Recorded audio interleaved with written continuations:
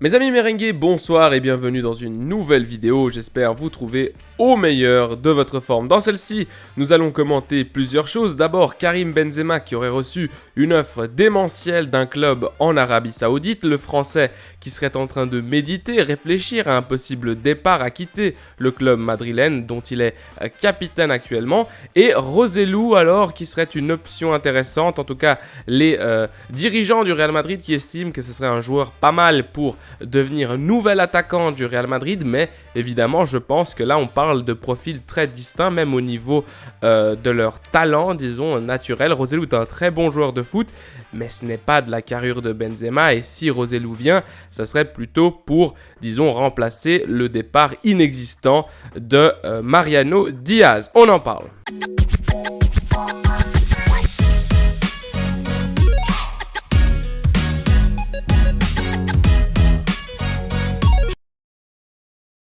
Mes amis, nous allons commencer par Karim Benzema. Vous l'aurez peut-être déjà entendu dans d'autres articles, lus, écoutés, etc. Des avis d'autres créateurs de contenu. Benzema qui pourrait être sur un possible départ du club madrilène après avoir reçu une offre démentielle, et on parle de plus de 200 millions d'euros. En tout cas, par exemple ici, je vous ai mis une capture d'écran, celle d'un article du site journal Relevo en Espagne, un article de Jorge Picon et Alfredo Mattia, qui sont des journalistes quand même qui sont assez intéressants, en tout cas du point de vue de la fiabilité de l'information. Et bon, l'article est en espagnol, mais ce qu'ils disent, c'est que lorsque Benzema avait encore tous ses doutes dans la tête, l'Arabie Saoudite aurait attendu le bon moment et ils ont présenté aux Français une offre il y a quelques mois, et ils parlent de nombre de chiffres en termes économiques, d'une offre de 200 millions pour 2 saisons. D'autres créateurs de contenu dont j'écoute régulièrement les podcasts et les informations, également en Espagne, parlent de 400 millions d'euros. Alors, on ne sait pas exactement le chiffre, je ne vais pas vous dire des bêtises, ça peut être 200 millions, ça peut être 400 millions, ça peut être... Enfin bref, une somme astronomique d'argent. Et du coup, ça serait d'abord la première chose, c'est le côté économique. Et la deuxième chose, je vous l'ai mis en rouge, ça serait une opportunité de devenir l'un des icônes, l'une des images de, en gros, la candidature pour le mondial 2030 de l'Arabie Saoudite.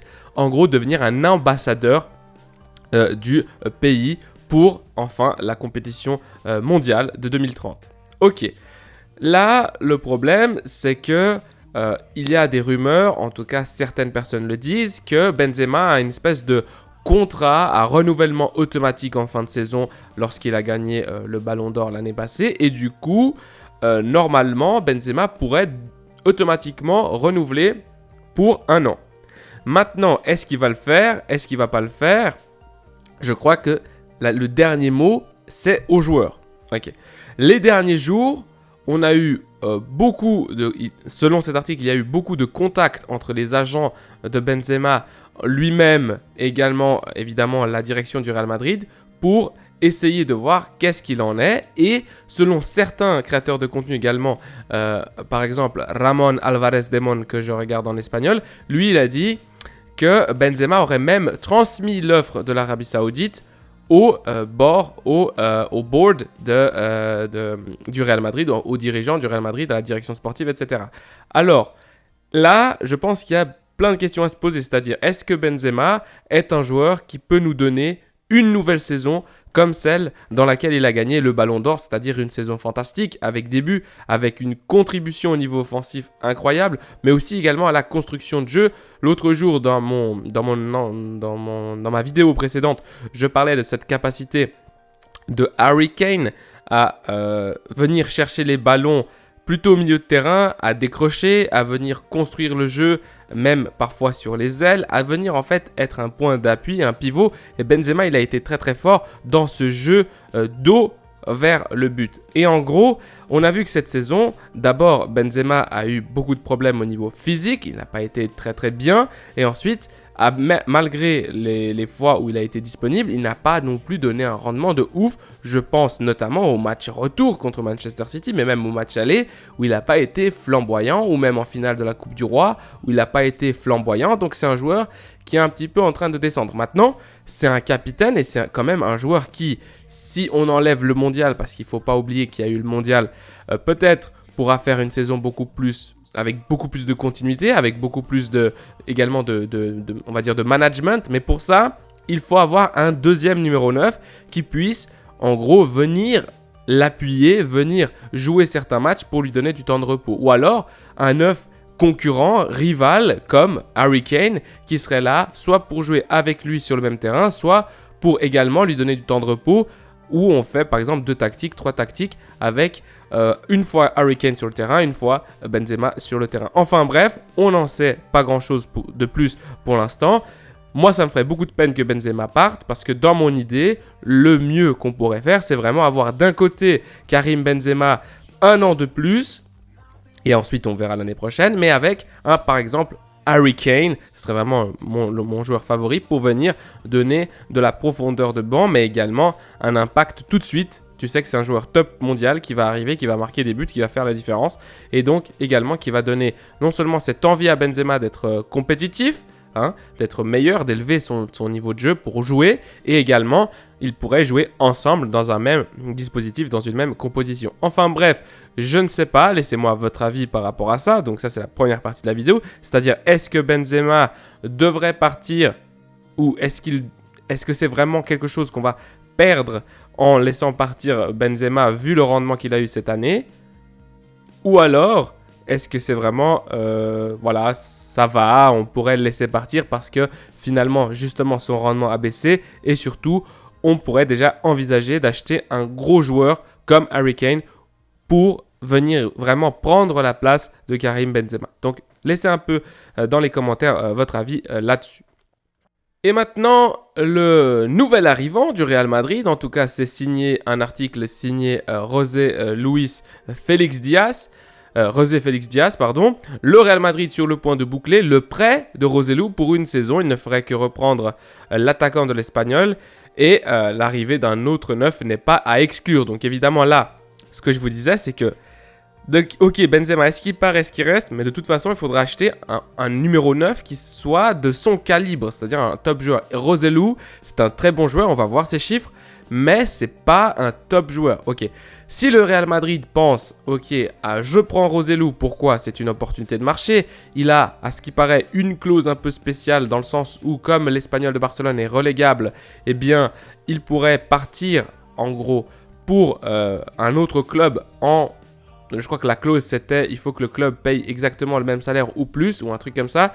Eh bien Joselu, c'est une bonne option pour troisième attaquant, c'est-à-dire à la place de Mariano Diaz qui ne fout rien et qui va partir évidemment, on ne va pas lui proposer un renouvellement de contrat. Eh bien Joselu, c'est un joueur qui a été formé au Real Madrid, donc qui a déjà joué au Real Madrid et qui cette saison a des bons chiffres. Donc comme je vous disais, c'était sous la forme d'un prêt. L'Espagnol a 33 ans, donc c'est pas un jeune joueur, dans une clause, comme je vous ai dit, libératoire dans son contrat après la relégation de son club. Ok. En même temps, le salaire, je pense pas que ça va être un salaire très très haut, puisque en même temps, l'attaquant viendrait en prêt, du coup, le club de l'Espagnol économiserait son salaire, et en même temps, le Real Madrid récupérerait un joueur qui peut apporter des buts, qui peut apporter des bonnes actions et une bonne contribution au niveau offensif, mais à un coût très peu, c'est-à-dire juste payer son salaire, et son salaire qui ne doit pas être énorme. Ok. Donc, si l'arrivée de Joselu se confirme, ça serait un premier point, on pourrait dire, un ajout pour l'équipe du Real Madrid, pour renforcer cette attaque dans laquelle il y aura sûrement beaucoup de mouvements. Donc, je vous ai déjà parlé de Harry Kane, il y a aussi des rumeurs Bobby Firmino, il y a également d'autres rumeurs d'attaquants pour la saison prochaine. Évidemment, ça fait quand même beaucoup au niveau du Real Madrid. Pourquoi? Parce que déjà Asensio a un pied dehors. Okay, le contrat de Mariano est terminé. La situation de Eden Hazard est intenable. Donc en gros, ça réduit l'attaque du Real Madrid à 3 attaquants. Ok, Benzema, Vinicius, Rodrigo. Mais ok, mais si Benzema part, il faudra acheter au moins 2 attaquants. Et pourquoi pas Joselu pour devenir ce numéro 9, deuxième, troisième attaquant si Benzema reste, pour donner de la profondeur. Alors dans ce cas, oui. Mais sinon, pour remplacer Benzema, évidemment, non, c'est impossible. Au niveau de ses chiffres, on voit que Joselu est un très bon joueur, 38 matchs, 17 buts, 4 passes décisives, 3223 minutes, pas de blessure. C'est un joueur assez fort au niveau offensif. Il marque beaucoup de buts, des beaux buts. C'est un joueur qui a 33 ans, qui est bon de la tête, 1m92, 1m92. Donc c'est un joueur qui a cette capacité à aller marquer des buts avec le pied de loin, des frappes de loin, mais également de la tête. C'est un joueur qui est vraiment plus un attaquant qui va partir dans le dos de la défense. C'est pas vraiment comme Benzema qui arrive à venir au milieu de terrain, chercher, construire, etc. Il a été également international espagnol avec Luis Enrique, il me semble, parce qu'il a fait vraiment une bonne saison avec l'Espagnol de Barcelone. C'est un avant-centre relativement de bonne qualité, mais évidemment, c'est pas un top attaquant. Alors, Roselu pour troisième attaquant, c'est pas mal. Roselu à la place de Benzema, je pense que ça le fait pas. En tout cas, laissez-moi tous vos avis dans les commentaires. Et comme toujours, je vous laisse à la Madrid y nada más. Prenez soin de vous, des vôtres et de votre famille. Allez,